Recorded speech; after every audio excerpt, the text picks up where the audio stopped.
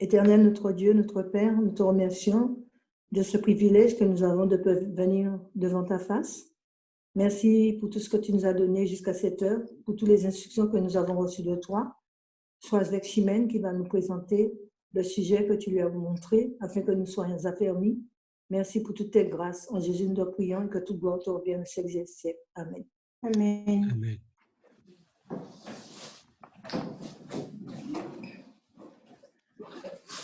Alors, une révision rapide de ce qui a été vu ce matin.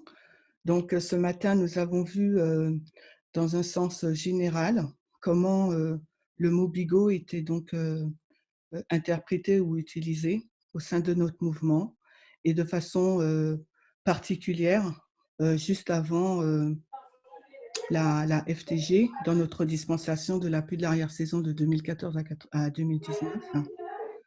Nous avons vu que nous sommes remontés donc à cette première mention du mot bigot dans notre histoire de la ligne de réforme, et nous avons compris que ce mot bigot se trouve à l'accroissement de la connaissance lorsque William Miller, de 1816 à 1818, a étudié la Bible d'une façon méthodique pour pouvoir arriver donc à ces 14 règles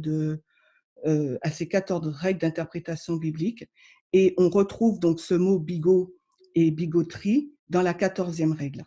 Donc, comme nous sommes un mouvement prophétique, nous avons été donc au commencement de notre histoire, au commencement ou à l'alpha de l'Israël moderne, pour retracer ce mot.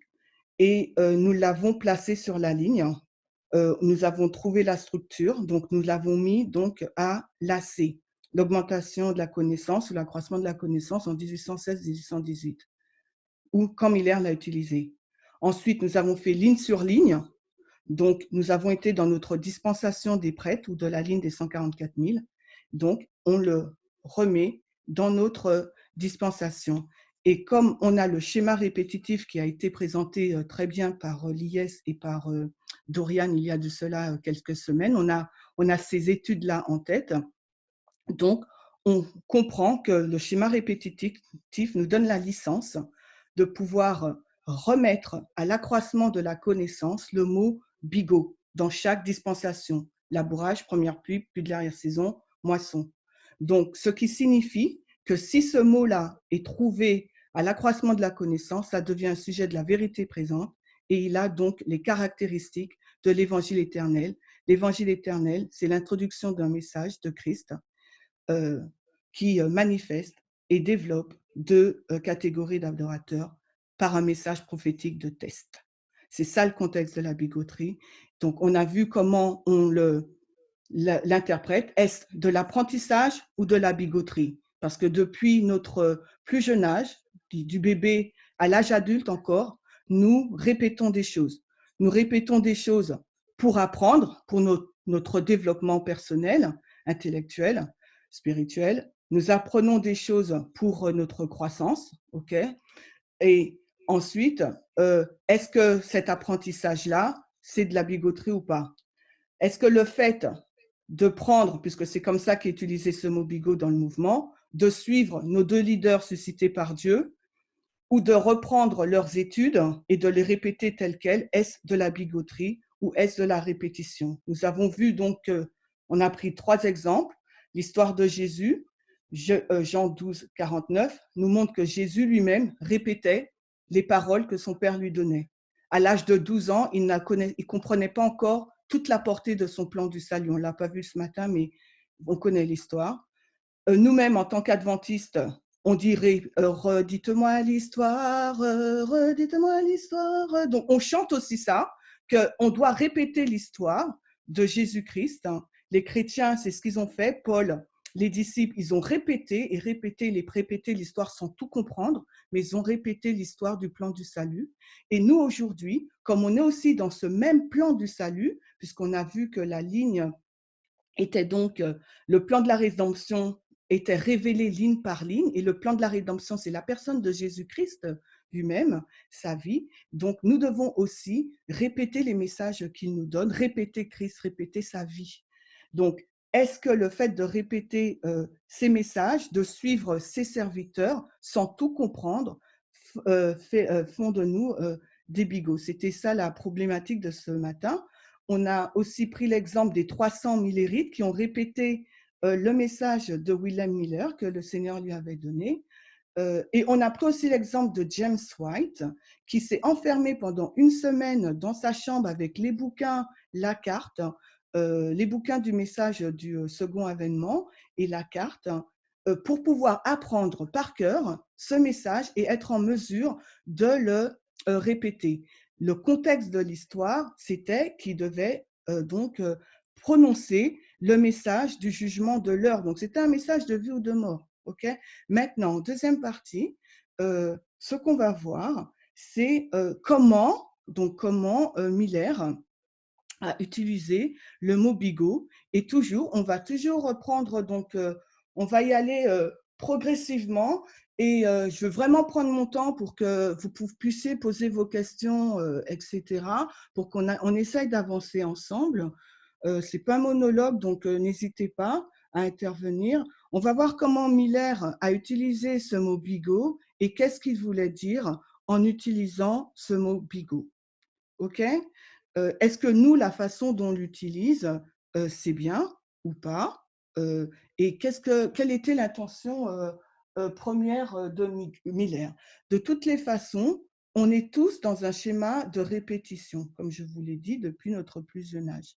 On est tous en train de répéter soit un vrai message, donc soit avec le Covid-19, il y a certaines personnes qui vont répéter un message de conspiration, de théorie conspirationniste, ok, des prêtres aussi, et il y a des prêtres qui vont pas répéter ce message du complot, cette théorie du complot, mais vont répéter le message selon l'enseignement en parabole, que le Covid-19, c'est une répétition donc de la grippe espagnole selon le schéma prophétique.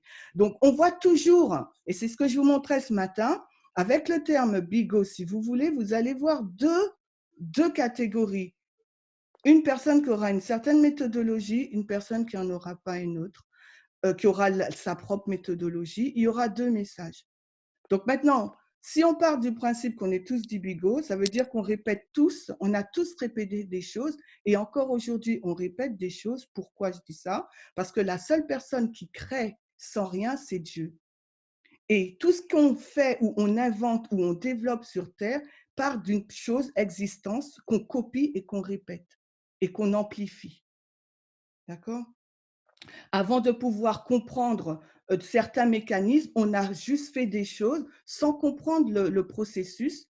Et plus on le faisait, après, plus on a compris, on a pu aboutir à quelque chose. C'était ça vraiment mon point de ce matin pour vous montrer, est-ce que c'est le bon terme à utiliser, bigot ou apprentissage? Et si on dit que le fait de répéter sans savoir tout, ça veut dire alors que tous les êtres humains, nous sommes des bigots, parce que la seule personne qui crée quelque chose, c'est Christ. D'accord? Et nous, Christ lui-même, dans sa façon d'interagir avec nous, il répète les choses. Daniel 2, Daniel 7, Daniel 8, Daniel 9 et 10 et 11 et 12. Donc, même Christ nous montre ce schéma de répétition. Alors, quand nous, on rentre dans ce schéma, est-ce de la bigoterie ou est-ce de l'apprentissage? C'était la problématique de ce matin. On va avancer sur ça, ça c'était ce matin. Maintenant, on va rentrer donc dans Miller. Donc, alors, attendez, on va voir si la technique, ça fonctionne. Chimène, excuse-moi. Tu sais, par rapport à ta dernière phrase, quand Jésus répète dans les différents chapitres de Daniel, quand Jésus répète, mais lui, il n'est pas en apprentissage. Daniel, il est en apprentissage. Daniel, il ne comprend pas tout. Tu vas dans Daniel 12, qu'est-ce qu'il te dit? Je n'ai pas le verset en tête. Qu'est-ce que Daniel te dit? Il ne comprend pas tout. Pourtant, il a la vision, il nous l'a répété. Prophétiquement, il se tient sur son lot en 1989. Ça veut dire il se tient sur son héritage. Il se tient sur les paroles prophétiques que Dieu lui a données et il regarde. Donc, il comprend. Il n'a pas compris tout. Il n'a pas tout compris. Les disciples, ils ont répété. Ils n'ont pas tout compris. Les millérites ont répété, ils n'ont pas tout compris. Ligne sur ligne, on le voit. Même toi, en tant qu'enfant, tu as répété des choses. Tu as répété des choses en comptable, tu es une comptable. Tu ne comprenais pas tout de suite. Pourtant, tu les as répétées pour avoir une bonne note. Ou ton examen, je ne sais pas. Alors, la technique. Excusez-moi, est-ce que vous voyez mon écran? Je suis sûre que non. Alors, je fais partage. Voilà. Alors, on est dans la deuxième partie, la règle de Miller. Et avant d'entrer dans la règle 14 de Miller, on va faire un petit résumé. D'accord? On va aller dans les mémoires de Miller. Pardon. On ira dans les mémoires de Miller pour voir le contexte. Parce qu'une des règles donc, de l'enseignement en parabole, c'est quoi? Est-ce que quelqu'un la connaît? Une des règles de l'enseignement en parabole, c'est quoi? Il y a quelqu'un? C'est de se servir de ce que l'on voit pour essayer d'expliquer quelque chose qu'on ne voit pas. OK, mais par rapport, reste dans ce qu'on développe en ce moment. Pour comprendre la règle numéro 14, on va dans le livre où Miller a écrit cette règle. Pour comprendre quoi? Pour comprendre le contexte, pour comprendre la dynamique qu'il y a derrière. Vous voyez? Malheureusement, ce n'est pas un livre disponible en français. Ça s'appelle les Mémoires de William Miller. Ce n'est pas un livre disponible en français. Donc, il est sur l'application. Si vous voulez, vous le copiez-collez, vous le mettez sur DeepL. Donc, dans la newsletter, j'ai mis certains paragraphes, mais après, vous pouvez faire cette recherche par vous-même. Donc, pardon, ce livre, ça s'appelle donc l'œuvre de Miller, le volume 1, les visions des prophéties et la chronologie prophétique. Donc, ce livre est en 3 chapitres. Les règles de Miller, donc c'est le dernier. Le premier chapitre expose donc la biographie de Miller, ses mémoires. Le deuxième chapitre va exposer son ministère en tant que prédicateur du message du second avènement. D'accord? Et ces deux premiers chapitres sont indispensables pour comprendre le contexte des règles de William Miller et l'emploi du mot bigot. D'accord? Donc, on va travailler tout cet après-midi sur cette œuvre de William Miller. Et on va regarder, je vais vous retracer rapidement un peu pour vous donner le contexte. Donc, William Miller, il est né le 15 février 1782. Il a appris très tard donc, à lire à l'âge de 9 ans, mais très tôt, on a vu que c'était un enfant qui était très doué en histoire, en orthographe. Il était vraiment friand de lecture. Il avait un grand besoin de lecture. Et ce bagage, dès son plus jeune âge, dès l'âge de 9 ans, l'a servi, le bagage qu'il a emmagasiné, l'a servi pour, dans son ministère de prédicateur du message du jugement de l'heure, donc Apocalypse 14, Daniel 8, 14, d'accord? Et à l'âge de 22 ans, donc, il s'est marié, mais dès son plus jeune âge, il dit à l'âge de 7 ans, il était déjà préoccupé par les questions existentielles. Et je pense que tout un chacun, à un certain moment dans notre vie, nous avons fait face à ce type de questions. Moi, j'ai eu ces questions d'ordre existentiel vers 17-18 ans. C'est un peu tard, mais il y en a qui les ont beaucoup plus tôt ou beaucoup plus tard aussi. Donc, on est tous confrontés à un certain moment de sa vie à ces questions existentielles. Qu'est-ce qu'il y a après la mort? C'est quoi la vie? Dieu, est-ce qu'il existe toujours? Est-ce qu'il existe vraiment? La Bible, pourquoi est-ce qu'on contredit? Tout ça. Pourquoi l'homme, la méchanceté sur terre? En fin de compte, voilà. Les mêmes questions qu'on a pu se poser, nous, et ben Miller également, dès l'âge de 7 ans, il s'est posé toutes ces questions et jusqu'au moment où il commence à étudier la Bible, et ben ces questions lui taraudent l'esprit. Et c'est comme il était friand de lecture, je vous disais, donc, et c'est pour ça qu'il a été vers le déisme. Donc le déisme, c'est un courant de pensée qui dit on croit en Dieu, mais on peut pas on croit qu'il y a un être suprême, on croit qu'il y a Dieu, mais on ne peut pas le déterminer, on peut pas, voilà, c'est pas tangible, vous voyez. Donc Miller, il avait toutes ces questions en tête et par rapport à Dieu, il se posait une question et on va s'arrêter pour la lire parce que c'est la charnière un peu de…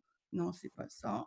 C'est la charnière un peu de toute la problématique qu'il y a autour du mot bigot. Vous verrez.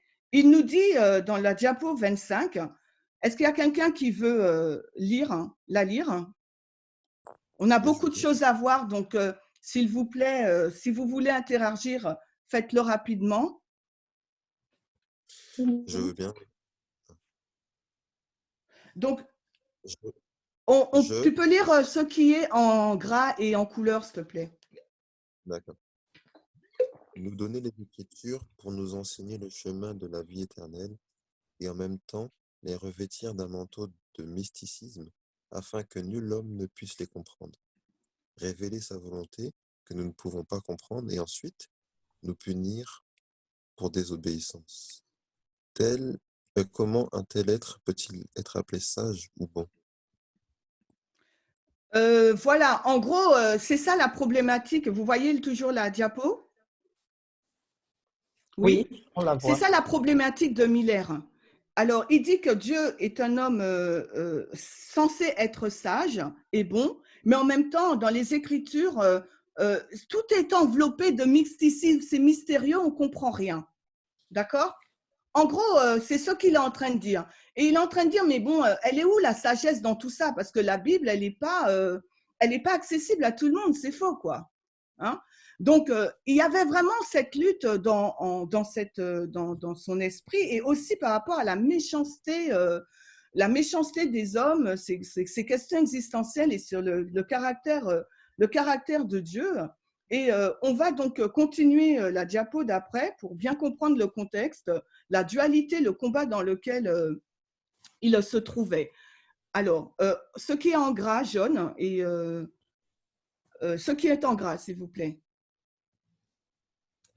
J'aimais beaucoup l'idée de trouver au moins un point lumineux dans le caractère humain comme une étoile d'espoir. Alors, quand il dit ça, il est toujours en train de cette dualité, pourquoi l'homme est aussi méchant? Donc, il a dit, ben moi, je vais servir dans ma patrie, je vais aller faire la guerre. Au moins, là, je vais voir le bon côté des hommes.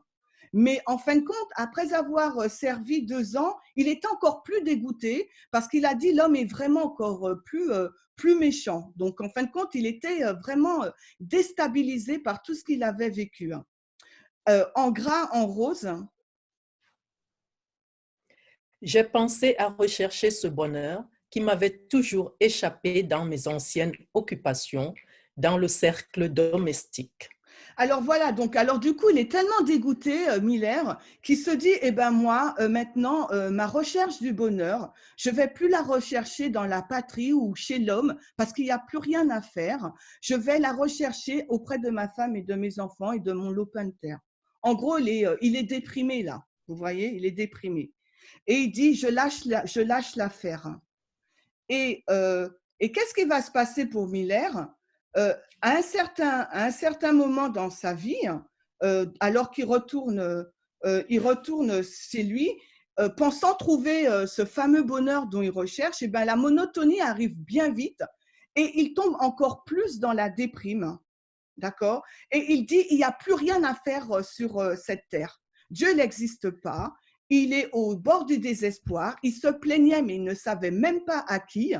En fin de compte, il parlait, il se plaignait jusqu'au jour, au bord du désespoir, il dit, Dieu, par l'intermédiaire de son Saint-Esprit, lui a ouvert les yeux et il a enfin perçu Jésus comme son ami et son seul secours et la parole de Dieu comme la règle parfaite du devoir.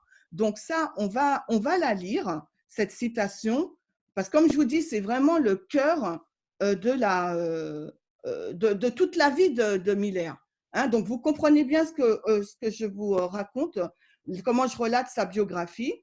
Miller, il a des questions existentielles depuis l'âge de 7 ans. il veut bien croire en Dieu, mais en fin de compte, quand il lit la Bible, il voit que c'est contradictoire, il ne voit pas la sagesse de Dieu, donc il croit pouvoir la trouver dans la société, dans le modèle humain, mais finalement, il devient déiste. D'accord, je crois qu'il y a un Dieu, mais il n'est pas palpable, il n'est pas accessible, ce Dieu, et il est contradictoire. Il est dégoûté après avoir servi 2 ans dans la mère patrie contre la guerre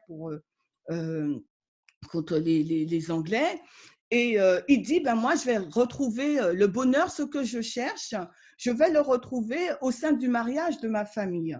Mais malheureusement, quelque temps après, il tombe dans la monotonie et dans une plus grande déprime. Et enfin, là, il trouve le Seigneur et regardez ce qu'il dit, la diapo numéro 27. Est-ce que quelqu'un peut lire? J'ai trouvé le Seigneur Dieu comme un rocher au milieu de l'océan de la vie. La Bible devint alors mon étude principale et je peux vraiment dire que je l'ai cherchée avec grand plaisir. J'ai appliqué mon cœur à obtenir la sagesse de Dieu. Voilà. Alors, une fois là, c'est le miracle. Et je pense que nous tous, dans notre expérience chrétienne, nous avons pu vivre la même expérience que celle de Miller, qui nous dit là, une fois qu'il a trouvé le Seigneur, qu'est-ce qui se passe? C'est la délivrance, c'est la joie.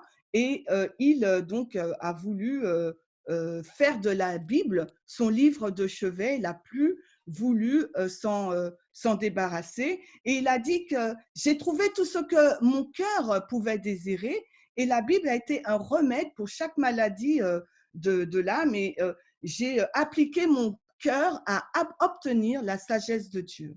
D'accord? Et ensuite, il va énumérer par la suite, et c'est important, vous allez voir comment il énumère les choses. Il va énumérer tout ce que la Bible donc, lui a… est-ce que vous voyez la diapo? OK. Donc, il va énumérer tout ce que la Bible lui apporte. Alors, est-ce que on peut lire la deuxième phrase? J'ai alors commencé. Est-ce que quelqu'un peut lire cette deuxième phrase? J'ai alors commencé à lire la Bible de manière méthodique. Alors, stop. Donc, il a dit, il a commencé à lire la Bible d'une façon méthodique, d'accord? Donc, on a vu ce matin que la méthode, c'est un ensemble de règles et c'est quelque chose de structuré. Je ne sais pas si vous vous souvenez. Est-ce que ça enregistre? Je ne sais pas. Je ne sais pas si j'ai enregistré. Oui, d'accord. Donc, il a dit qu'il a commencé à lire la Bible d'une façon méthodique, donc avec une méthode, avec un système, avec une régularité, avec un ensemble de règles structurées et méthodiques. OK? Donc, il n'a pas lu la Bible comme si on lisait un livre au hasard. Vous êtes tous d'accord? Oui. Alors maintenant, il va expliquer quelle est donc cette manière méthodique. Quelqu'un peut lire? Et en comparant les Écritures entre elles. Alors, en comparant les Écritures entre elles, donc ça, c'est quelque chose qu'on sait, puisque nous-mêmes, on emploie ce terme. Et si vous connaissez, pour ceux qui connaissent l'histoire de Miller, vous savez qu'avant de pouvoir passer à un autre texte, il a vraiment fait la méthode aussi, la preuve par le texte. Il n'avançait pas dans son étude tant qu'il n'avait pas compris le verset et il le recherchait uniquement dans la Bible. Pour ceux qui connaissent son histoire. D'accord? Et ensuite, en prenant note de la manière de prophétiser et de la façon dont la prophétie s'est accomplie. Et il nous dit que la prophétie s'est accomplie littéralement, premièrement, mais ensuite quand il a compris donc les figures et les métaphores, il a su que ces prophéties seront aussi futures. D'accord? Il dit qu'il a découvert après un examen attentif des Écritures que Dieu explique toutes les figures et les métaphores de la Bible. Et c'est ce que nous, on dit la règle 1 ou 5, je ne me rappelle plus, la Bible est son propre interprète. D'accord? Donc, en fin de compte, dans ses mémoires, dans sa biographie, Miller est en train de nous faire là un résumé de sa méthodologie des 14 règles qu'il a utilisées pour comprendre la Bible et pour que ce livre soit le livre de son livre de chevet, pour que ce livre soit la source de sa sagesse. Vous comprenez comme moi? Et il a dit que Dieu nous avait donné des règles pour leur explication. Et ensuite, en orange, il nous dit que la Bible contenait un système de vérité révélée si clairement et si simplement que l'homme de la route, bien que fou, ne doit pas s'y tromper. Et j'ai découvert que Dieu avait dans sa parole révélé les temps et les visions. Pourquoi c'est important quand il dit ça? Que Dieu avait révélé les temps et les visions. Et les saisons, que Dieu avait révélé les temps et les saisons. Pourquoi dans l'histoire de Miller, cette phrase est super importante? Alors, je vais poser la question puisque j'aurais voulu que ce soit vous qui preniez la parole automatiquement, quoi. Sylvia, est-ce que tu peux nous dire pourquoi Miller, il dit il a découvert que Dieu avait dans sa parole révélé les temps et les saisons. Dans l'histoire de Miller, quelle prophétie il annonçait?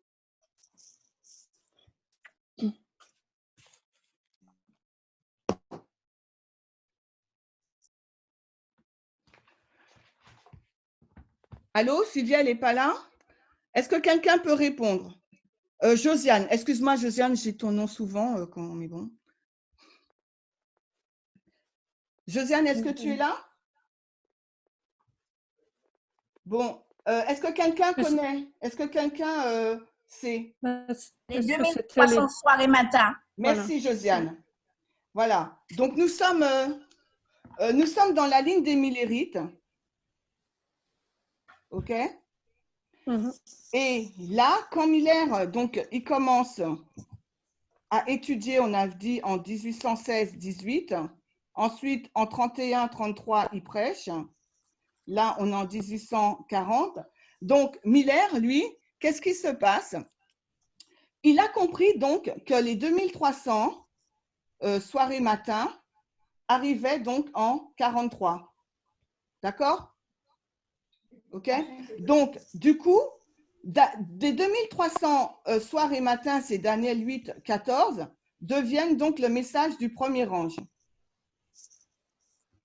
Parce que ça, il annonçait donc le jugement à cette époque-là. Il annonçait la seconde venue. OK? Donc, c'est pour ça que quand il arrive à la compréhension de la parole de Dieu, il est super enthousiaste parce qu'il se dit, en fin de compte, dans la Bible, on sait quand est-ce que Jésus va revenir parce qu'il va annoncer donc les temps et les saisons. Et pour nous, en tant qu'enseignants de la prophétie et étudiants de la prophétie, ça nous parle parce que nous aussi, on est dans la même ligne de réforme. Nous aussi, on sait que la Bible révèle les temps et les saisons. On sait que Dieu va nous dire quand est-ce que la loi du dimanche va arriver. Il va nous dire quand est-ce qu'il va arriver littéralement. On le sait, ça. Et Miller, il est parvenu à la même découverte par la parole de Dieu. Grâce à quoi? À une manière méthodique, à une méthodologie. Et on sait que quand Miller, il parvient à cette compréhension, il a du mal à vouloir en parler autour de lui, mais ne voilà-t-il pas que Dieu lui ouvre la porte et qu'il doit donc prêcher dans son église baptiste une fois qu'il s'est converti au protestantisme. OK? Donc, il va dans une église parce que le prédicateur, vous connaissez l'histoire comme moi-même, est absent. Il avait prié Dieu lui disant, OK, si tu veux que moi, je puisse prêcher ce message, eh bien voilà, ouvre-moi la porte. Il a à peine fini de prier qu'il y a, je ne sais plus si c'est son neveu, qui frappe et qui lui dit, voilà, on a besoin de toi, il faut que tu ailles prêcher. Donc, il a compris que c'était l'appel de Dieu et il a été. Et quand Miller a commencé à prêcher son message, qu'est-ce qui s'est passé?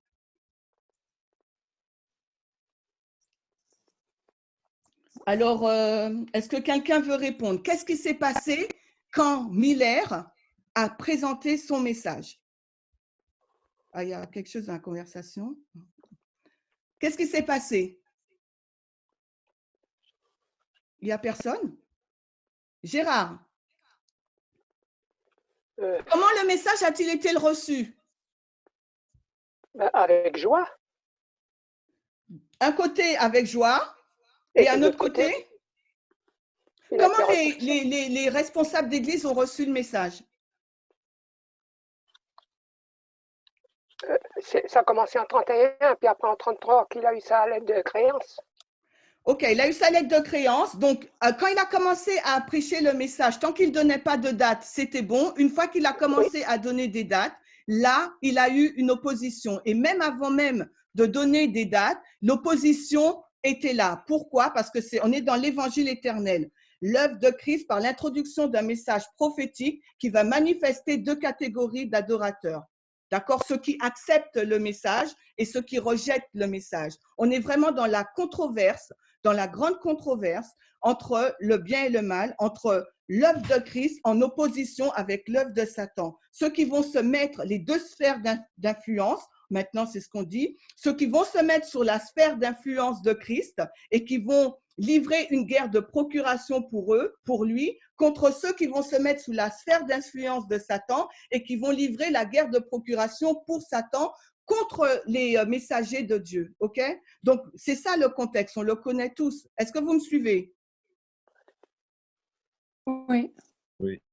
C'est clair, hein, parce que, dites-moi si vous ne me suivez pas, parce que c'est le tremplin pour arriver au terme bigot. Même moi, je comprends, Chimène, ça va. C'est Sarah? Merci, Sarah. Oui. OK. Donc, on est bien conscient. Miller, quand il prêche le message, c'est l'œuvre de Christ dans l'évangile éternel, ça va créer deux groupes. Alors maintenant, regardons comment Miller qualifie un des groupes. D'accord? On avance parce que l'heure avance. On prend, est-ce que vous voyez mon écran? Non, c'est sûr que non. Attendez. Pas encore. 2 secondes. Ça Miller? Oui, c'est là. Qui est-ce qui veut lire? Partout. Ok, je lis. Partout où j'ai été, les membres les plus pieux, les plus dévoués et les plus vivants des églises adhèrent très volontiers aux vues ainsi proclamées, tandis que le professeur mondain, le pharisien, le bigot, l'orgueilleux, le hautain et l'égoïste se moquent et ridiculisent la doctrine de la seconde venue du Christ. OK, pour Miller, qui est le bigot? On a bien toute l'histoire dans notre tête. On a le conflit de l'évangile éternel, puisqu'on est dans le cadre non pas moral, puisqu'on est dans un mouvement religieux, dans une ligne de réforme. Donc, on sait que l'évangile éternel crée deux groupes. Qui veut répondre? Pour Miller, qui est le bigot? Et quelle est donc sa définition du bigot? Les dirigeants, le pharisien. J'entends pas. Les dirigeants, le pharisien. Donc, tu dis le dirigeant, le pharisien, d'accord, et encore? Donc, le dirigeant égale le pharisien, oui. Ensuite? C'est il est dans le camp de ceux qui n'acceptent pas les vérités proclamées. Voilà. Et ça, alors, attendez, vous avez oublié quelque chose. Il a dit le professeur. D'accord? Miller, c'est un prof aussi, premièrement. D'accord? C'est un prof. Puisque un enseignant, un synonyme d'enseignant, c'est un professeur. D'accord? De toute façon, ce n'est pas super intelligent ce que je dis. Professeur, enseignant, c'est un synonyme, tout le monde le sait. Donc, s'il y a un enseignant du message de l'heure du jugement, d'accord? Donc, il dit, en fin de compte, Miller est en train de comparer, de contraster deux groupes. Donc, le bigot pour Miller, c'est le professeur mondain, d'accord? Mais regardez bien le contexte, on est dans l'église, hein. Donc, le professeur mondain qui se trouve dans l'église, censé être un homme pieux. Vous lisez comme moi, on applique la méthodologie, l'enseignement en parabole, là, hein. Donc, l'homme, l'orgueilleux, le hautain, le professeur, le pharisien.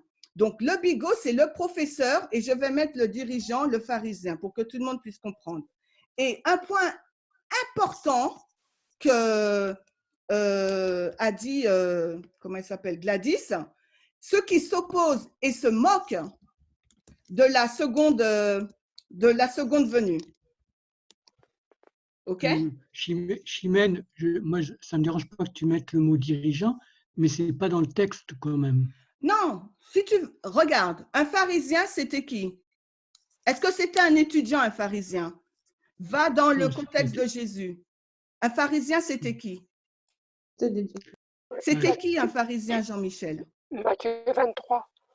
Oui, c'était quelqu'un qui portait la religion de l'époque, qui était le porte-parole de la tradition, de ce qui devait se vivre. Non, Jean-Michel, s'il te plaît, le pharisien, c'était lui qui dirigeait l'Église. C'était l'enseignement. Il était pareil qu'au scribe. C'était un dirigeant. Ouais. Ça, on le sait tous, enfin, Jean-Michel. Oui, c'est vrai qu'il portait, bon. Je suis d'accord avec toi, il portait le poids de l'Église, puisqu'il devait aussi gérer l'Église. Mais c'est un enseignant, un pharisien. Qu'est-ce qui ne le comprend pas comme ça? Dites-moi s'il y a d'autres personnes qui le comprennent différemment. Moi, je comprends qu'un enseignant, c'est un pharisien. Par contre, je ne mettrai pas que Bigot, c'est professeur mondain. Pour moi, c'est dans tout ce camp-là, dans tout le camp auquel Miller contraste, c'était contraste. Le contraste, eh bien, toutes ces catégories, il y a le professeur mondain, il y a le pharisien, il y a le bigot, il y a l'orgueilleux. Donc, je ne mettrai pas bigot égale professeur mondain. Tu ne mettrais pas, mais pourtant, si tu utilises la règle de la méthode, là, c'est une répétition élargissement qu'il est en train de faire. C'est comme pour les membres les plus pieux, les plus dévieux, les plus vivants. C'est la même chose. Donc, tu peux dire que le membre le plus pieux, c'est le membre le plus dévié, le plus vivant. Ça, c'est l'enseignement en parabole. C'est une répétition élargissement. C'est la règle de la répétition élargissement. C'est comme le pharisien, il va te dire c'est un hypocrite, c'est un tombeau blanchi, c'est un, tu vois, c'est la répétition et l'élargissement. Tu connais ce texte-là? Et aussi, dans la vie de Jésus, la vie de Christ, enfin, Desire of Ages, quand on lit la vie de Jésus, il est écrit qu'il n'allait pas à l'école des pharisiens, l'école des prophètes. Voilà. Donc, ça veut dire qu'ils étaient effectivement des enseignants. Ok, donc maintenant, on va avancer et on va prendre la définition du bigot. Attends, excuse-moi. Est-ce qu'il y a quelqu'un qui… Oui, c'est moi. Charles, vas-y, Charles. C'est bizarre, mais j'ai la même lecture que Gladys. Ok, ben c'est bizarre, oui. C'est-à-dire que les bigots, effectivement, c'est ceux qui se moquent. Mais ils donnent un groupe auparavant. Pourquoi vouloir que les groupes soient égaux? Alors, on va continuer et vous verrez. Donc, alors là, Gladys et Charles, vous dites que bigot, ce n'est pas un enseignant. Alors, ça serait quoi dans le contexte de… Comment vous direz que c'est quoi alors? Puisque je vous ai bien donné le contexte. Le contexte, c'est l'évangile éternel. Miller va présenter un message, le message du jugement de l'heure. Il va faire face à de l'opposition. Et on sait que l'évangile éternel, ça crée deux classes. Donc, alors, comment vous interprétez le mot bigot dans ce passage? Soit Gladys, soit Charles. Selon l'enseignement en parabole. En fait, je vous remets le texte.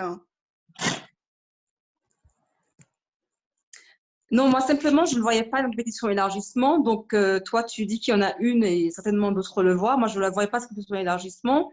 S'il fallait faire, par exemple, 2 colonnes, j'aurais mis dans la première colonne les membres les plus pieux, au-dessous les plus dévoués, au-dessus les plus vivants. Et dans l'autre colonne, j'aurais mis professeur mondain, plus bas pharisien, plus bas bigot, plus bas orgueilleux. Pour moi, ça sépare bien les deux camps. Mais ça ne veut pas forcément dire que le membre le plus pieux, c'est les membres les plus dévoués, c'est les membres les plus vivants. Mais je ne voyais pas la répétition élargissement. Mais j'entends ce que tu dis et, OK. et je continue. Bon, alors, je comprends. Et Charles, toi, est-ce que tu veux dire quelque chose? Non, non, mais j'ai la même lecture que Gladys, D'accord. c'est-à-dire que OK. je vois les deux fois, il n'y a pas de problème dessus, mais je ne vois pas que le professeur est égal au pharisien. Non. OK, donc un pharisien, n'est-ce pas un professeur? Oui, il est enseignant, oui. Oui, donc, oui. professeur égale pharisien, OK? Non. Bon, on va continuer, vous verrez plus tard. Mais on peut être en désaccord. Mais néanmoins, pour moi, c'est une répétition élargissement parce qu'il est en train de comparer et contraster deux groupes au sein même de l'Église, OK? Mais on peut ne pas être d'accord, c'est pas grave. Maintenant, Miller, une fois qu'il a fait ça, OK, il nous explique ce qu'il a, son expérience, hein, il nous explique son expérience.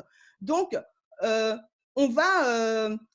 va nous permettre de mieux comprendre la façon dont il utilise le mot bigot, d'accord? Donc, on se rappelle du contexte, ses luttes, comment la parole de Dieu, grâce à ces règles, cette méthodologie, l'ont délivré, d'accord? Et avant de lister les 14 règles, il va nous faire donc une introduction et on va la lire. Il va nous introduire les 14 règles, d'accord? Alors, est-ce que quelqu'un veut bien lire?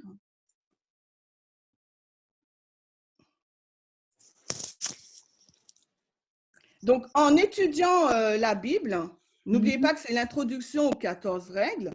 En étudiant la Bible, j'ai trouvé que les règles suivantes, donc les 14, m'ont été d'une grande utilité et je les donne maintenant au public sur demande spéciale. Donc, lui, il a découvert la parole de Dieu, OK? Il a listé ces 14 règles et maintenant, il ne va pas garder ces règles pour lui-même, puisqu'il veut que tout le monde entre dans son expérience. Vous voyez?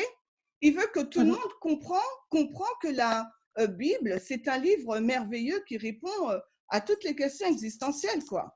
Donc, il va divulguer donc ces règles d'étude qui lui ont fait tant de bien. Et il nous dit, chaque règle doit être bien étudiée en relation avec les références bibliques pour que chacun puisse en tirer le plus de bénéfices possible. OK? Donc, c'est ce qu'il est en train de dire. Donc, Miller, donc là, il va lister les règles il va lister donc les règles 1 à 14 et le terme bigot se trouve dans la règle numéro 14. Donc, il nous est dit, la théologie enseignée dans nos écoles, vous voyez pas peut-être. La théologie enseignée dans nos écoles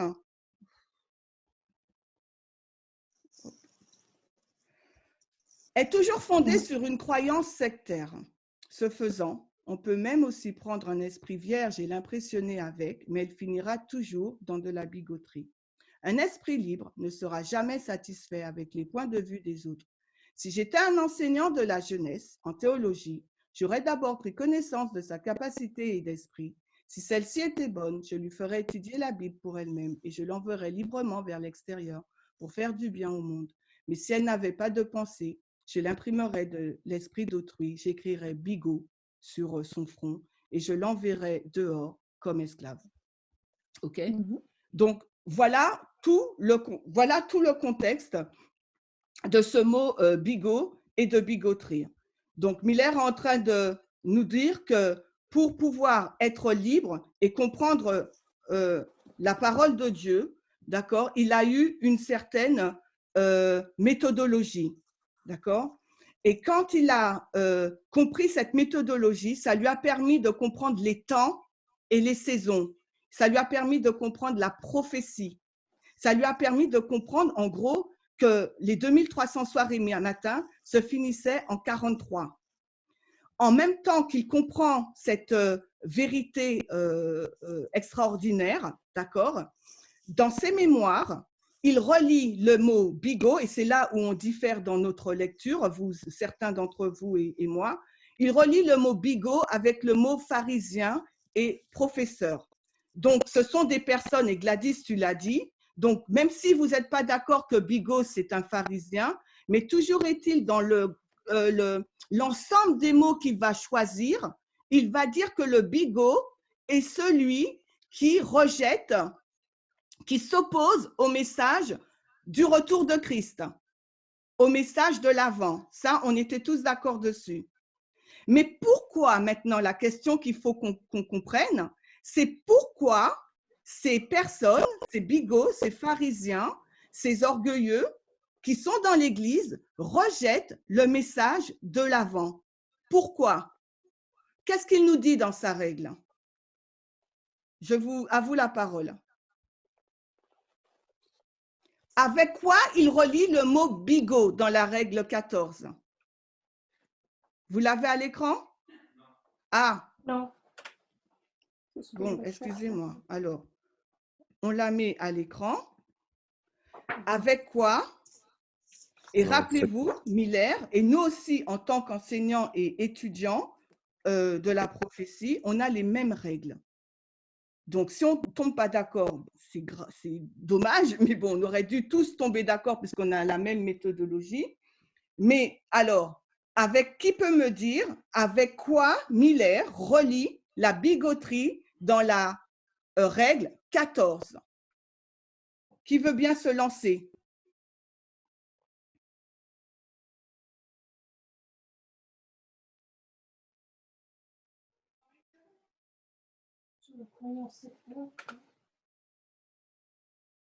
Chucheng, tu es là? Estelle, tu es là? Sectarisme. Qu'est-ce qui parle? Je n'entends pas. Dolly. Vas-y, Dolly, excuse-moi. Est-ce que tu veux essayer? Avec quoi Miller relie-t-il la bigoterie? Avec le sectarisme, non? Une croyance sectaire. Cette croyance sectaire, elle vient d'où? D'une certaine théologie. D'une certaine théologie. Qui donne cette théologie sectaire? Les écoles. Qui sont à la tête des écoles? Les enseignants. Les enseignants. Donc, si la bigoterie est en lien avec l'enseignement théologique, avec des vues sectaires, ça veut dire que l'enseignant est un bigot. Est-ce que vous êtes d'accord avec moi? C'est l'enseignement parabole, les amis. Est-ce que vous êtes d'accord avec moi, oui ou non? Oui, moi je suis d'accord. Vous êtes d'accord? Oui. Charles? Oui. Tu peux redire, Chimène, s'il te plaît? Gladys, Charles. Est-ce que tu peux redire ce que tu viens de dire? La bigoterie. En fait, ce que j'ai compris, puisque c'est Dolly qui a, je l'ai juste aidé en posant des questions, mais c'est Dolly qui a exprimé sa pensée. Dolly, est-ce que tu veux bien reprendre, s'il te plaît? Avec quoi la bigoterie est-elle en lien? Non, mais j'ai compris que c'est relié au sectaire. Le sectaire est lié donc à ceux qui enseignent. C'est pas les enseignants qui donnaient ce truc sectaire. C'est quoi, tu as dit? Ensuite, tu as compris. Alors, c'est des enseignants, tu as dit, ou c'est pas des enseignants? Qui est enseignant? D'accord, c'est les enseignants qui donnaient ces vues sectaires qui formaient donc des bigots. Donc, ça veut dire que l'enseignant, c'est un bigot. Et ça, je ne comprends pas. D'accord. On continue, peut-être plus tard. Moi, le bigot, c'est l'élève. Est-ce qu'il y a une personne qui comprend ça, hormis Dolly? Oui, je comprends ça. Je comprends ça, mais ça ne veut pas dire que systématiquement, tous les enseignants sont bigots. Non, les amis. Bien sûr que non. C'est parce que Miller est en train de dire, il faut qu'on apprenne à lire. Excusez-moi. Il faut qu'on apprenne à lire. Lisons ce que Miller est en train de dire. Il ne dit pas que tous les enseignants sont des bigots, puisque lui n'est pas un bigot, les amis. Ce sont ceux qui sont sectaires. Donc, Vadim nous dit, un pharisien est un professeur, mais un professeur n'est pas forcément un pharisien. Ils ne disent pas qu'un bigot n'est pas un pharisien, mais dans la citation, ce n'était pas forcément montré. Donc, OK? Donc, ce que je vous dis, c'est que Bigot, la phrase, alors je vais remettre la phrase. Jean-Michel, je suis d'accord avec toi. Ce n'est pas tous les professeurs qui sont des bigots, puisque Miller est un professeur, on a dit au départ. C'est un enseignant, un professeur qui annonçait le message du jugement de l'heure. Donc, Daniel 8, 14 ou Apocalypse 14, 6 et 7. Il annonçait le jugement de l'heure avec une véritable méthodologie qui lui a permis de comprendre les temps et les saisons. Donc, ce n'est pas un enseignant bigot. Tu comprends? Je suis d'accord avec oui, toi. je suis d'accord. Mais là, ce que là, il est en train de nous dire, les deux premières phrases, c'est que les enseignants, la bigoterie est liée directement avec les enseignants. Premièrement, on a vu ceux qui rejettent le message de l'heure, du jugement de l'heure, parce qu'à l'époque de Miller, il disait « Personne ne connaît l'heure et les temps et l'heure, je crois, l'heure de la venue de Christ. » D'accord? Donc, ces enseignants, ils opposaient le texte biblique au texte biblique aussi, à la méthodologie. Vous voyez?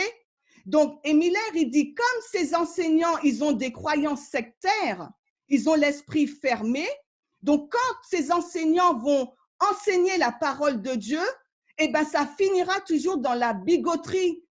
Ils vont créer des bigots qui vont rejeter le message de l'heure parce qu'ils n'auront pas une méthodologie pour comprendre la vérité présente de leur temps.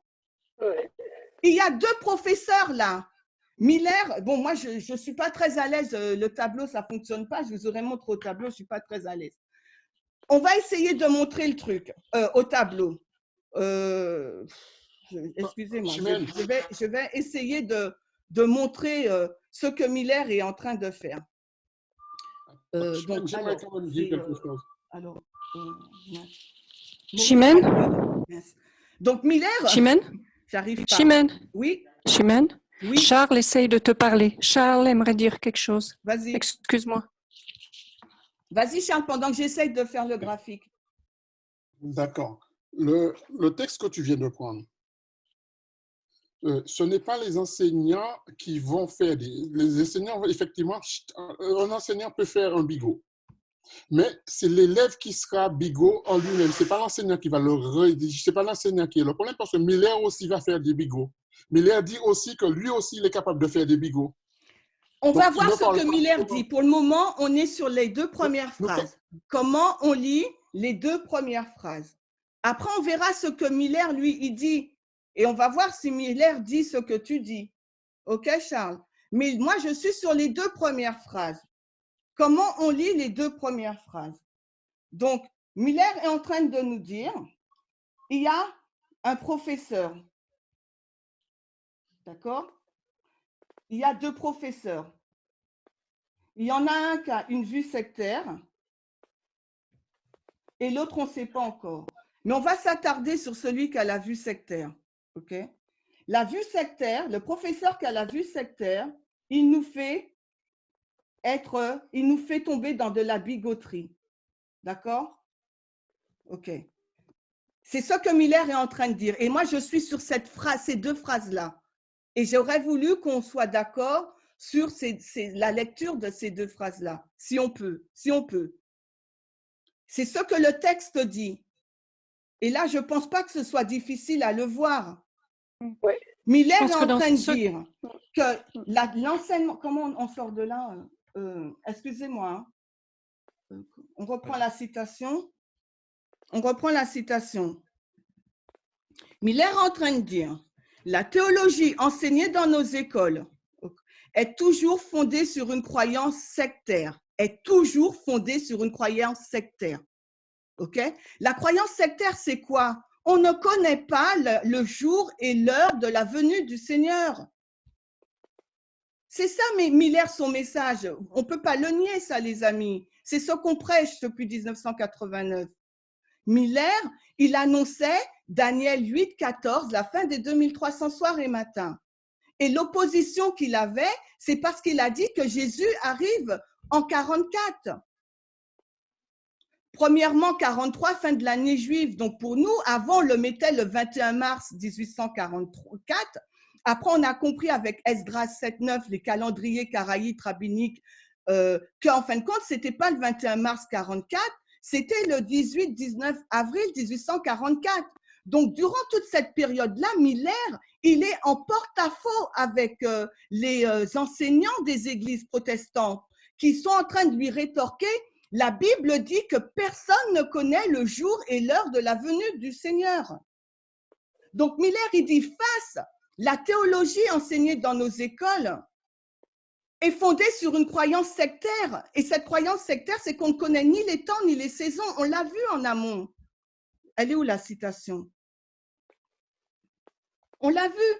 J'ai découvert que Dieu avait dans sa parole révélé les temps et les saisons et que dans chaque cas où le temps avait été révélé, chaque événement serait accompli comme prévu. Donc Miller, c'est ce qu'il défend, c'est son message. Est-ce que vous êtes d'accord ou pas? Ce n'est pas le message qu'il défendait?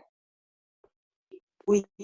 Donc, face à ce message, il a l'opposition des professeurs, des enseignants, des pharisiens, des églises protestantes qui, eux, n'ont pas ces 14 règles, sa méthodologie pour découvrir les temps et les saisons.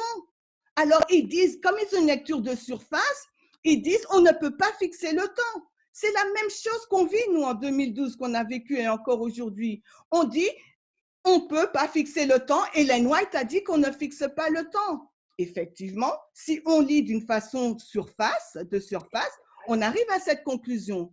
Par contre, si on lit le texte avec la méthodologie, les 14 règles de Miller, et avec les 2520, quand on est dans une période de dispersion, on ne peut pas appliquer ce texte-là pareillement, mais parce qu'on est dans une période de rassemblement, Dieu rassemble son peuple, à ce moment-là, il nous donne les temps et les saisons, il nous révèle ces choses.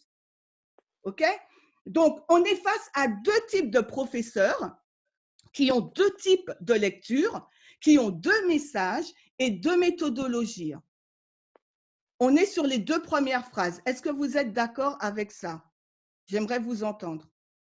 Là, je te Oui, remercie, Chimène, c'est clair, c'est bon. D'accord. Oui. OK, donc le contexte, c'est le professeur qui va inculquer sa croyance sectaire à un esprit vierge. L'esprit vierge, c'est vous ou moi. À l'époque de Miller, c'était les contemporains de Miller. On prend la suite. Est-ce que quelqu'un peut-il lire, s'il vous plaît? Juste une question, Chimène. Au moment où Miller écrit cela, il a déjà découvert le message. C'était au moment où il écrivait, enfin, il étudiait pour lui. Mais je me demande juste, est-ce que c'est vraiment de ce qu'il parlait, puisque je vois qu'il parlait de la divinité enseignée dans nos écoles. Alors, le mot divinité, c'est un mot qui veut dire aussi théologie en anglais, Gladys.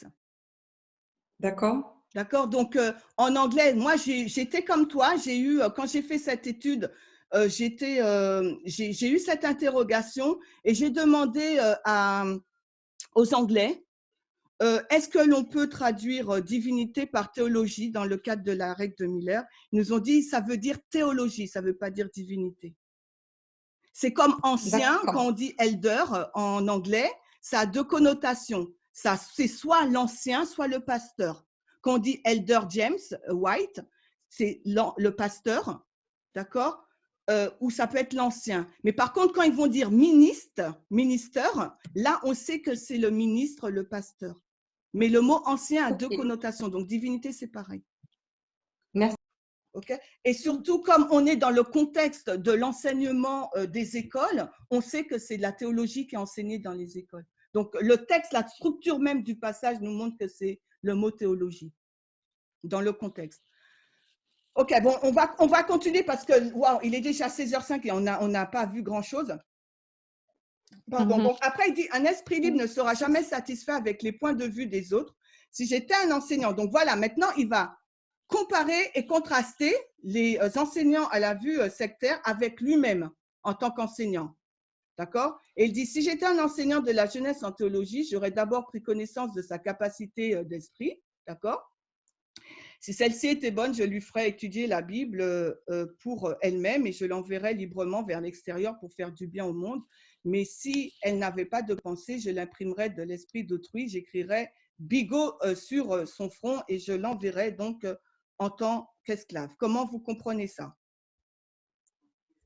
Oui, j'ai enlevé la citation parce que j'ai besoin de reprendre mon texte pour bien suivre. Je veux vraiment suivre mes notes.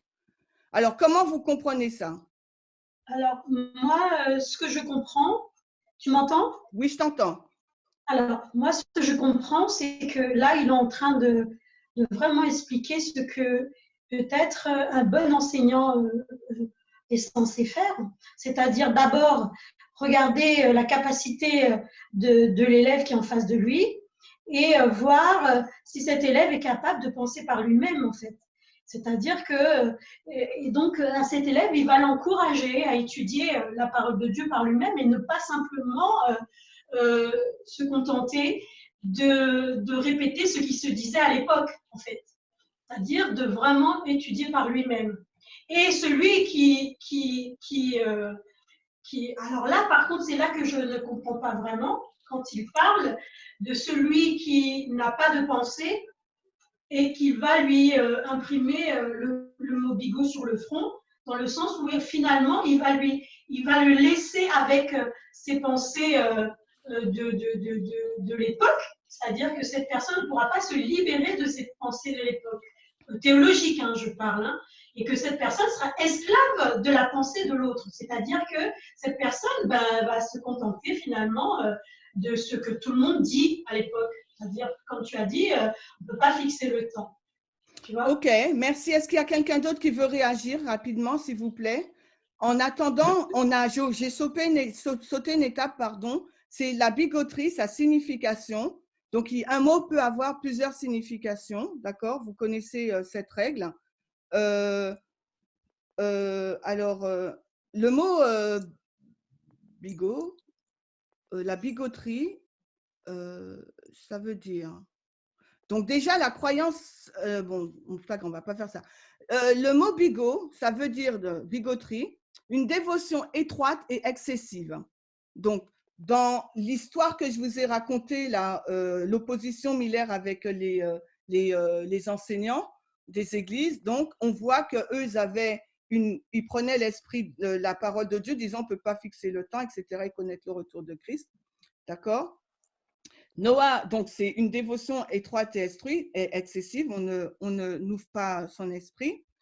Noah Webster, lui, il va dire, c'est un attachement obstiné ou aveugle à une croyance particulière qui va rattacher à du fanatisme, ok? Donc, et Wikipédia va nous dire, donc c'est des pratiques formelles et superstitieuses. Donc la bigoterie, vous voyez, ça a une connotation très négative. Donc, ce que Miller est en train de dire, ce type de professeur-là va vous conduire, va vous faire fermer votre esprit et il va vous conduire dans le fanatisme et dans de la superstition. Donc, en fin de compte, c'est des professeurs qu'il faut fuir. OK? Parce qu'ils vont implanter dans l'esprit des jeunes étudiants une fausse méthodologie et une fausse lecture de la Bible. Et lui, maintenant, il va se comparer à un autre, il va se dire que lui, s'il était un enseignant, il n'aurait pas agi comme ça. Donc, Miller, c'est un enseignant de la Bible. Et au départ, dès le commencement, qu'est-ce qu'on a dit? Qu'est-ce qu'il a dit par rapport à lui? Comment il étudiait la parole de Dieu?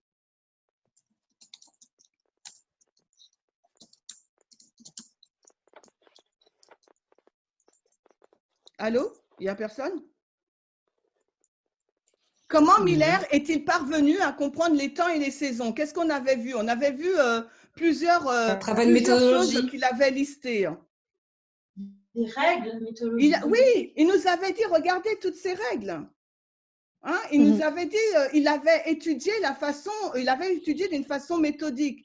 Donc, comme maintenant, avec ces 14 règles, donc comme maintenant, il nous dit, si moi j'étais un enseignant de la jeunesse en théologie, alors comment j'aurais enseigné la théologie aux aux enfants, aux élèves?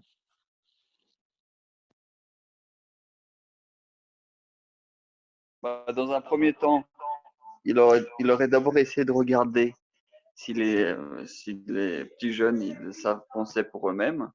Sinon, il leur colle le truc là de bigot. C'est-à-dire qu'ils ne peuvent pas penser pour eux-mêmes. Alors, je pensais qu'on aurait pu, bon, peut-être je me suis trompée, mais je pensais qu'on aurait pu réfléchir plus en profondeur de ce que le texte il nous dit par rapport à tout le contexte que j'ai bien pris le temps de vous dresser. Je pensais que vous aurez pu faire les relations de cause à effet, parce que là, Miller, de ce que je comprends, et là où je pense que on comprend mal le texte, c'est quand il dit l'esprit libre. D'accord? Et on croit qu'en fin de compte, l'esprit libre, c'est être libéré du professeur. C'est pouvoir penser par soi-même. Et c'est là, parce que le mot libre est donné, qu'on croit que Miller est en train de dire que comment dirais-je, les enseignants n'ont pas besoin de professeurs. Mais les étudiants, pardon, n'ont pas besoin de professeurs. Mais s'ils sont à l'école et ils ont un enseignant, c'est qu'ils en ont besoin d'un. Non, par esprit libre, je comprends celui qui se pose des questions et qui ne prend pas pour acquis la chose qu'on lui dit. C'est-à-dire, on lui amène un point de vue. De lui-même, il va examiner selon une méthodologie ce point de vue et ensuite, il va regarder si il va soit l'accepter, soit le refuser. Mais il va pas, en gros, il ne va pas gober tout ce qu'on lui dit. C'est ça, c'est la différence que je Est-ce que c'est ce que Miller dit? Puisque si tu dis ça, si tu te mets dans le contexte de Miller, en 1840 et 44, d'accord, quand le message a été confirmé, ça veut dire que si Miller te disait Jésus arrive en 43 et il te montre par la méthodologie qu'il arrive en 43, tu vas dire, eh bien moi j'ai un esprit libre et je ne vais pas gober ce que Miller me dit tant que je n'aurais pas compris sa méthodologie ou l'aurais fait par moi-même. Est-ce que non, en fait, ce qu'il veut dire là, c'est que si Miller… Attends, c'est Guylaine, s'il te plaît. Je ne sais pas qui parle. Parce qu'il nous faut nous mettre dans le contexte de l'histoire. Quand on étudie les règles de Miller, il faut qu'on reste dans le contexte. Oui, dans le contexte. C'est-à-dire que quand Miller il vient dans 43 et il dit Christ va revenir, un esprit bigot va faire Christ va venir, mais quand on va lui demander pourquoi est-ce que tu dis ça, il ne saura pas répondre pourquoi. Alors qu'un esprit c'est pas ce qu'il dit, Vadim. C'est pas ce qu'il dit. Relisons la citation. Il dit, il est en train de comparer et contraster deux enseignants. Des enseignants qui ont des vues sectaires qui vont donner des bigots et lui, l'enseignant qui a une méthodologie qui va permettre que des élèves puissent aller dans le monde prêcher le message. C'est ce que tu dis, ce n'est pas la lecture de ce qu'il dit. Le texte dit, j'aurais d'abord pris connaissance de sa capacité et son Oui, esprit. on va y arriver. Sa capacité d'esprit, d'accord. Mais là, je réponds à Vadim, je reviens à toi. Je t'ai posé une question tout à l'heure, Guylaine, tu n'as pas répondu. Donc là, je réponds à Vadim et après, je te laisse parler. Est-ce que c'est d'accord? D'accord. Donc, Vadim, est-ce que tu comprends la comparaison et le contraste que Miller est en train de faire entre les deux enseignants, deux types d'enseignants? Et pour répondre à ta question, la règle 14, tu ne peux pas la dissocier de la règle numéro 5. On va dans la règle numéro 5. La règle numéro 5 de Miller est en train de nous montrer 3 types d'enseignants auxquels il faut fuir. La deuxième partie, d'accord? Si je dépends d'un enseignant pour m'expliquer et qu'ils doivent deviner le sens, ou a le désir de l'avoir ainsi pour satisfaire sa croyance sectaire, ou pour se faire passer sage, alors sa supposition, désir, croyance ou sagesse est ma règle et non la Bible. Donc Miller, là encore, dans la règle 14, il fait mention à ses professeurs, dans la règle 5, il fait mention, il relie la règle 14 et la règle 5 à un type de professeur comparé à lui, qui a une méthodologie qui ne crée pas des bigots. Donc ça c'est ma réponse à Vadim. D'accord, des enseignants qui pensent qu'ils ont été mandatés par Dieu, qui pensent qu'ils peuvent deviner le sens et qui pensent qu'ils peuvent, ils peuvent véhiculer leurs croyances sectaires et se passer pour sages, en fin de compte. Donc, il oppose ce type de professeur à sa personne, son type à lui de professeur qui est tout à fait le contraire, qui a une règle, qui veut inculquer à des étudiants qui peuvent réfléchir, des étudiants qui sont à même de comprendre cette méthodologie. Guylaine, je t'écoute. Allô, Guylaine? Oui, excuse-moi. Je disais, pour revenir à l'explication que tu donnais tout à l'heure, dans le texte, il nous est bien dit, attends, il faudrait que je… Il dit, j'aurais d'abord pris connaissance de sa capacité et de son esprit. Si celle-ci était bonne, je lui ferais étudier la Bible pour elle-même. Oui, alors ça veut dire quoi? Explique-moi, qu'est-ce que tu comprends alors? Moi, je t'ai dit ce que je comprenais. Selon ce que je comprends, il va d'abord connaître si cette personne a une capacité de raisonner par elle-même. Qu'est-ce que ça veut dire? Examiner les choses. Examiner quoi? On est dans quel contexte? Je suis toujours dans le contexte du texte. Non, Miller, quand tu dis examiner, j'essaie de te suivre pour que tout le monde puisse, on soit concis dans nos réponses. Donc, tu dis, il aurait évalué l'esprit des étudiants par rapport à ce qui est enseigné. Qu'est-ce qui serait enseigné? C'est ce que je te demande. Non, moi, je ne comprends pas par rapport à ce qui est enseigné, par rapport à comment la personne réagit à une information qui lui est donnée. C'est dans ce sens-là que je… Une information qui est donnée, on est dans le contexte des écoles. La citation, on est dans la théologie enseignée dans les écoles. Il faut qu'on arrive à rester dans le contexte. Le contexte, on est dans une école avec des professeurs à vue sectaire et Miller s'oppose à ces professeurs. Et de ces deux types de professeurs, il va découler deux types d'étudiants. Il faut qu'on reste dans le contexte. Sinon, on va partout. Je peux essayer d'essayer de comprendre ce que tu dis, Chimène. Voilà, moi, ce que je comprends, c'est Dominique. Dominique? C'est-à-dire que Miller veut comprendre si les étudiants qui sont en face de lui ont suffisamment d'humilité pour accepter de comprendre la méthodologie qu'ils ne connaissaient pas, mais qu'il leur apporte pour qu'ils puissent à leur tour étudier en profondeur avec cette méthodologie pour avancer. Je ne sais pas si Moi, je comprends comme toi, Dominique, parce que quand tu transposes ligne sur ligne, c'est exactement ce qu'on est en train de vivre.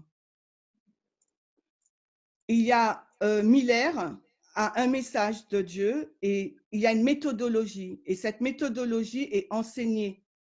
Et ceux qui veulent comprendre cette méthodologie, il aurait enseigné cette méthodologie aux étudiants. Et l'esprit libre, Maurice va faire une étude sur l'esprit libre, la liberté, dans quelques semaines après moi. Et vous verrez que l'esprit libre, ce n'est pas être détaché du professeur. Parce que quand on reste dans le contexte de la citation, l'étudiant esprit libre, à l'esprit libre, est rattaché au professeur. Il n'est pas détaché du professeur. Mais le professeur lui inculque une méthode, une méthodologie. Miller dit, moi, j'aurais inculqué ma méthodologie à cet esprit libre, à cet esprit de cet étudiant, pour voir s'il arrive à la comprendre.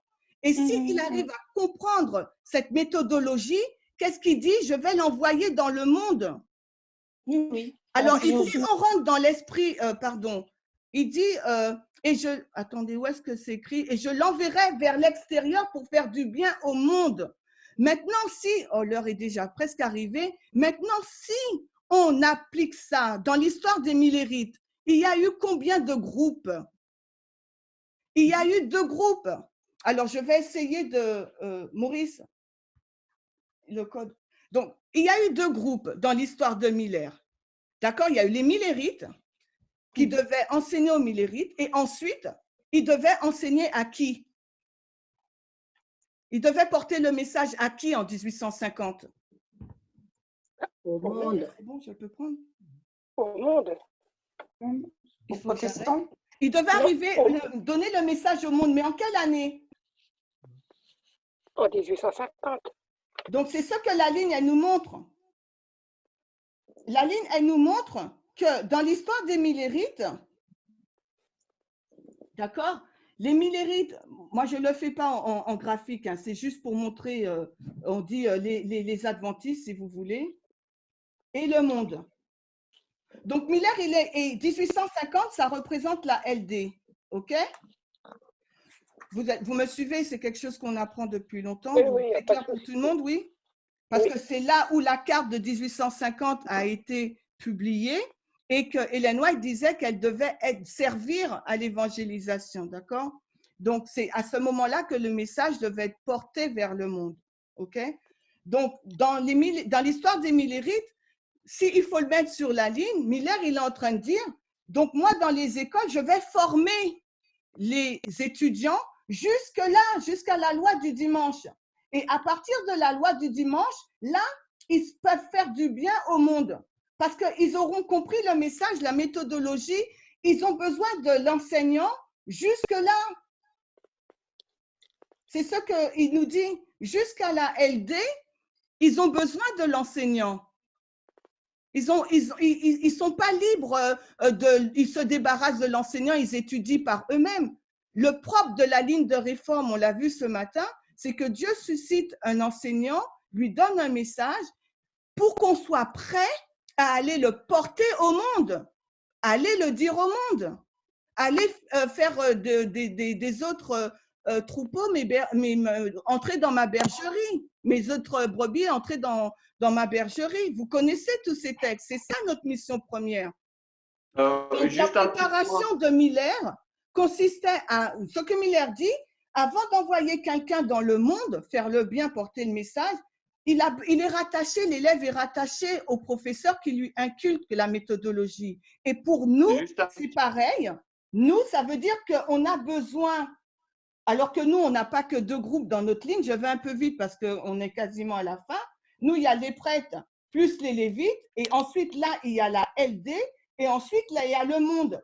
Ce qui signifie que nous, jusqu'à la LD, on a besoin d'un professeur et d'une méthodologie, et ensuite, on est lancé pour aller dans le monde porter le message et faire du bien. Et l'esprit libre, ça ne veut pas dire qu'on est détaché du professeur. Oui, donc juste un petit point. Donc, on est tout à fait d'accord avec ça, c'est-à-dire qu'il y a besoin d'un professeur, ça, il n'y a pas de problème. En fait, l'idée, c'est que, la citation, elle dit aussi, c'est que Miller ne va pas enseigner tout le monde. Il y a des élèves qu'il va enseigner, il y a d'autres élèves qu'il ne va pas vouloir enseigner parce que ces autres élèves, ils n'ont pas un esprit méthodologique, si tu veux. Donc, c'est ça le point. Personne n'a dit qu'on n'a pas besoin d'enseignants ou quoi que ce soit. Je suis en train d'expliquer la citation. Je n'ai pas dit que quelqu'un a dit, je suis en train d'expliquer ce que Miller dit. Je suis en train de comparer, contraster ce que Miller est en train de dire. D'accord? Ce que je suis en train de dire et où il y avait un problème entre nous, on n'était pas tout à fait d'accord, c'était l'esprit libre. Et qu'est-ce que ça veut dire l'esprit libre? Est-ce que ça veut dire être en mesure de travailler par nous-mêmes ou est-ce que ça veut dire qu'on est libéré du professeur? Et j'ai répondu par rapport au fait qu'on n'est pas libéré du professeur, puisque Miller… Tu as tout à fait raison.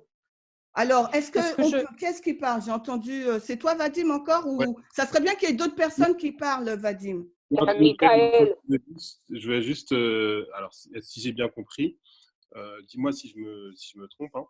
Donc, on a deux esprits. Donc, il y a l'esprit libre et l'esprit… c'est quoi? L'esprit bigot. Donc, l'esprit bigot, c'est l'esprit auquel on va inculquer, en fait, juste des croyances. donc des croyances sectaires. Et l'esprit libre, c'est un esprit auquel on pourra inculquer une méthodologie. Est-ce que c'est ça?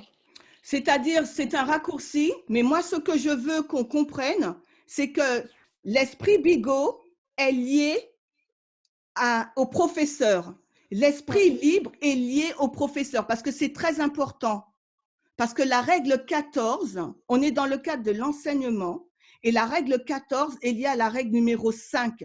Et tout porte sur l'enseignement. Miller est un enseignant de la parole de Dieu.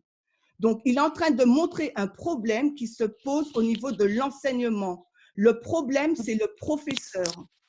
Le professeur, il y a un professeur qui va créer des bigots parce qu'il a des vues fanatiques, sectaires, étriquées de la parole de Dieu. Et il y a un professeur qui va permettre aux étudiants de pouvoir aller dans le monde parce qu'ils auront été en mesure de comprendre et d'accepter le message, de la méthodologie. C'est ce qu'il est en train de nous dire. Il oppose deux types d'enseignements qui auront pour conséquence deux types d'étudiants et deux conséquences. Un étudiant, une catégorie d'étudiants pourra prêcher le message à la LD et un autre type d'étudiant ne sera pas en mesure de le faire parce qu'il est rattaché à des mauvais enseignants et il a listé 3 types d'enseignants.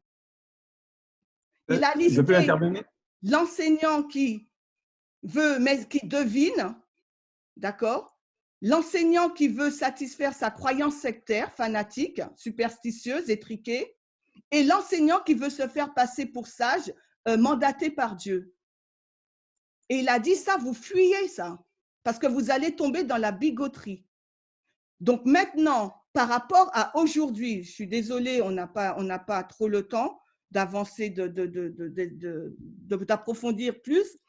En partant d'aujourd'hui, à nous de savoir quel type d'étudiant on veut être et sous quel professeur on veut être. Est-ce qu'on veut être sous un professorat qui a été suscité par Dieu, d'accord? Et même si on ne comprend pas tout le message, est-ce qu'on va prendre ce message et le répéter parce que ce message va nous permettre d'acquérir la méthodologie, plus on va l'étudier, le pratiquer et l'enseigner pour être en mesure de l'enseigner à la LD?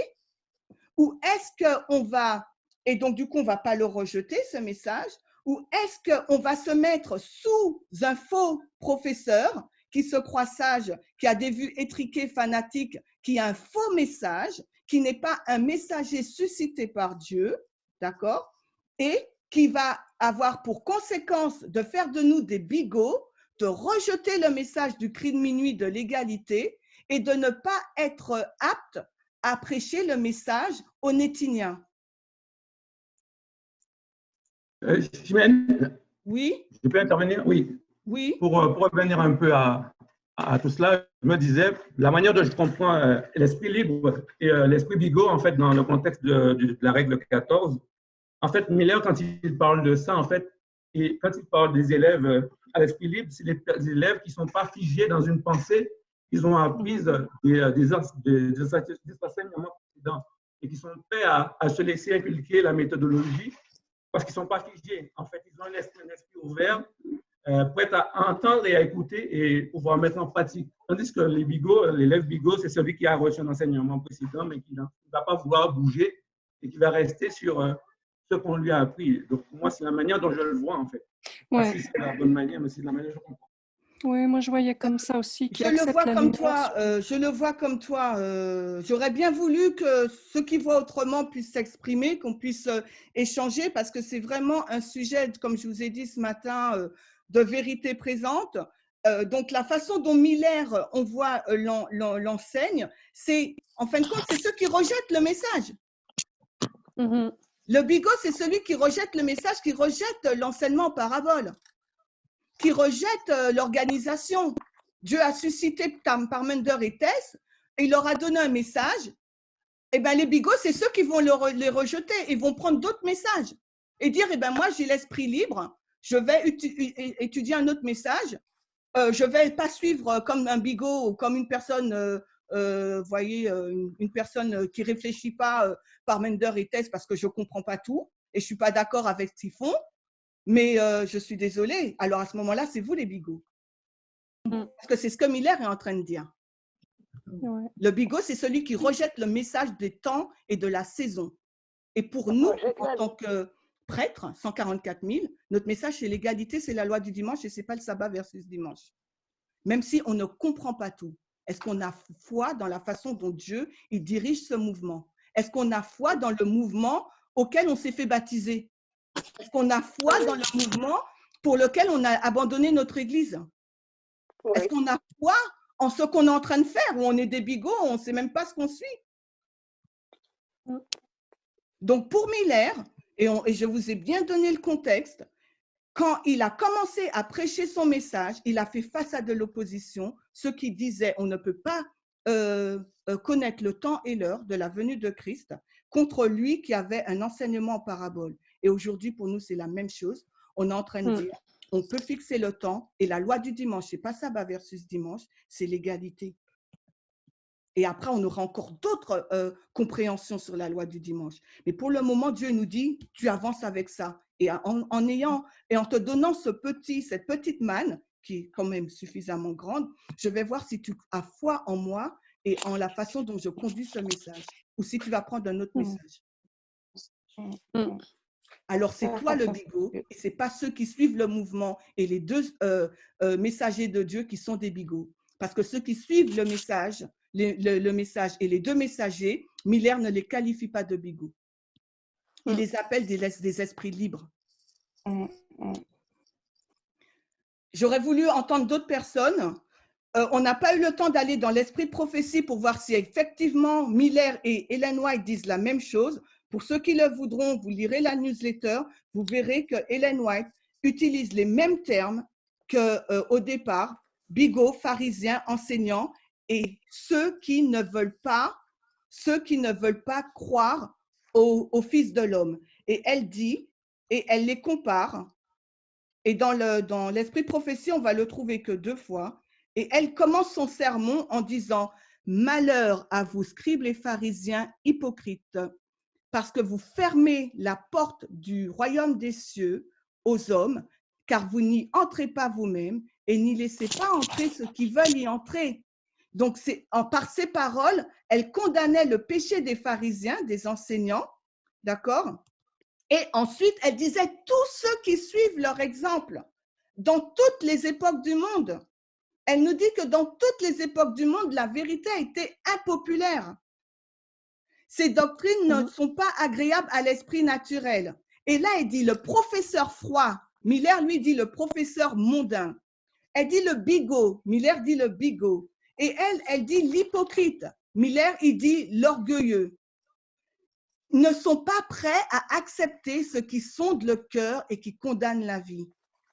Et certains ministres, donc enseignants, détournent les oreilles du peuple de la vérité vers des fables, ne reculant devant rien qui puisse les aider à réaliser leurs desseins.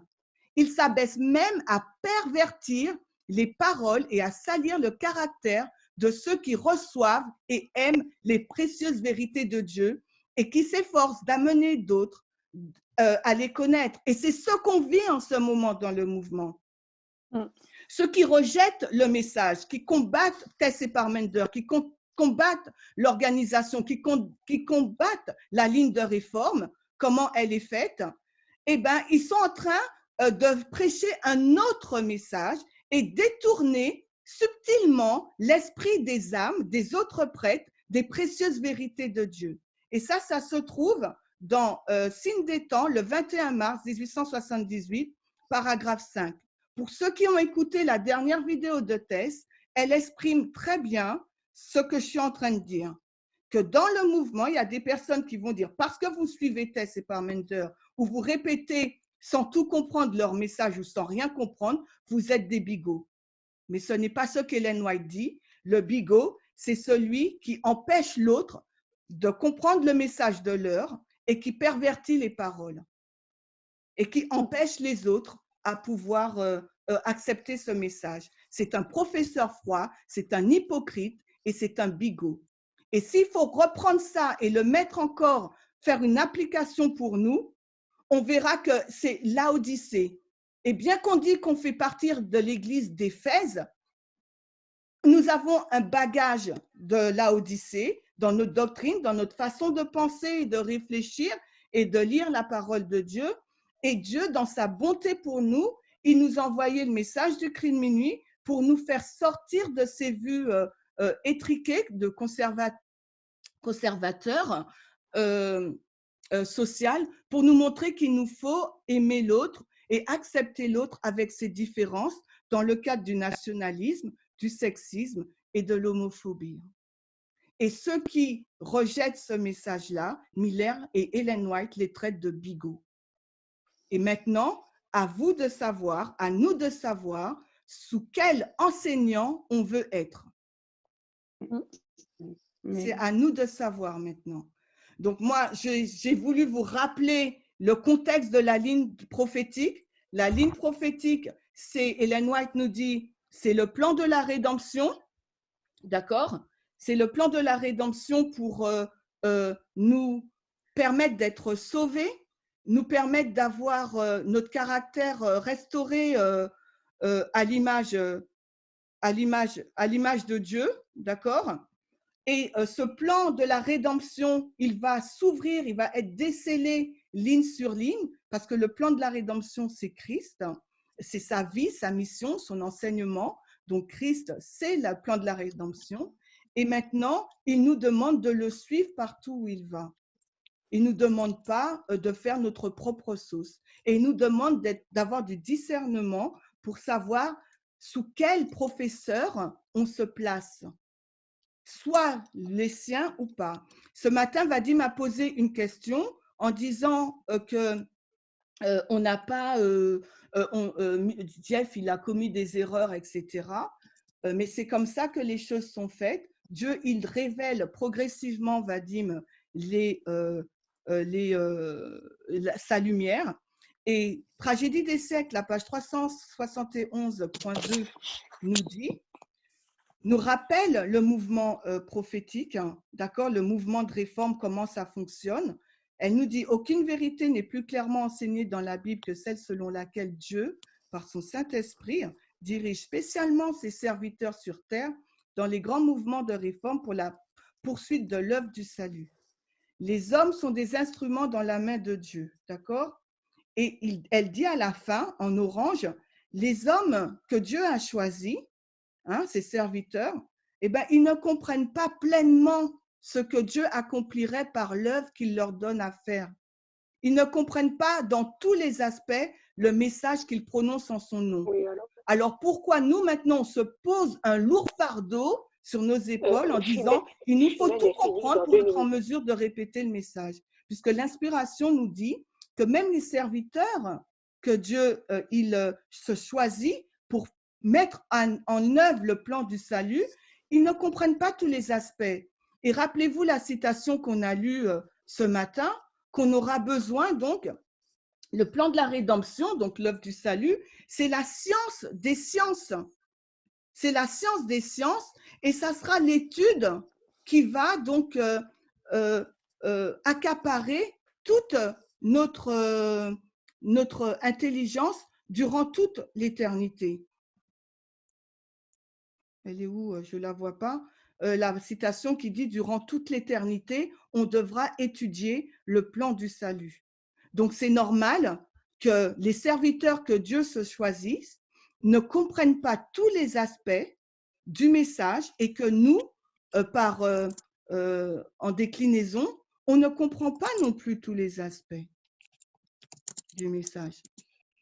Et donc, la bigoterie, pour finir, selon la règle de Miller, c'est ceux qui refusent, qui rejettent le message de l'heure et non pas ceux qui répètent, parce qu'on a tous répété et ça fait partie donc de notre apprentissage. Soit on répète un faux message, soit on répète le vrai message. À nous de choisir maintenant où on se place et sous quel professeur on se place. Christ qui nomme des serviteurs ou Satan qui nomme ses propres serviteurs pour contrer l'œuvre de Dieu? Sous quelle sphère d'influence? Quelle guerre de procuration on veut livrer?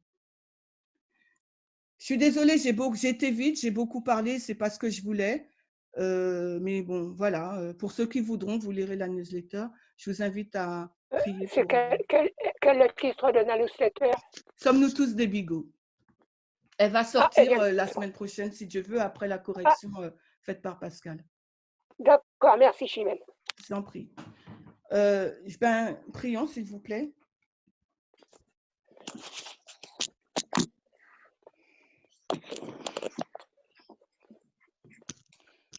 Mon Père Céleste, nous sommes vraiment de faibles créatures et nous te demandons pardon pour notre compréhension limitée de ta parole.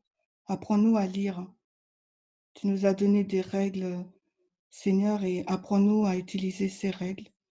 Apprends-nous à pouvoir lire de la même façon, à comprendre tes enseignements aussi de la même façon, parce que nous savons qu'il s'agit d'une question de vie ou de mort. Nous comprenons que chaque personne a ses luttes. Toi-même, tu sais combien ça a été difficile pour moi de faire cette étude. Et je te remercie de m'avoir permis d'arriver à cette compréhension. S'il y a des erreurs, montre-les-moi aussi.